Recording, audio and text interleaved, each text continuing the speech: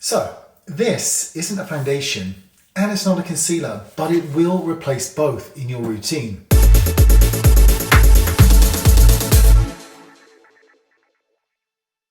This is Merit, and this is their minimalist stick, and it is the holy grail of holy grails.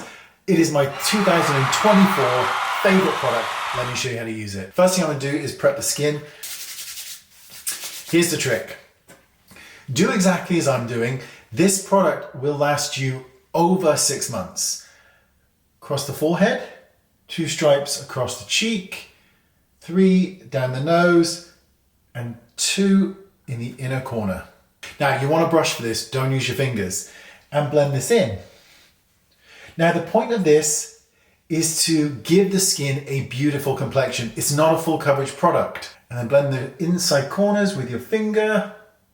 Now if you use this product exactly as I've just shown you, it will last you that long. However, if you try and make it a full coverage product, which it isn't, this is a minimalistic stick. If you use it at full coverage, it's going to last you about 4 minutes. But look at the skin. The skin has been perfected. That is the purpose of this stick. It is incredible. I love everything about it. Let me put on a little bit of color. Let's use a bronzer.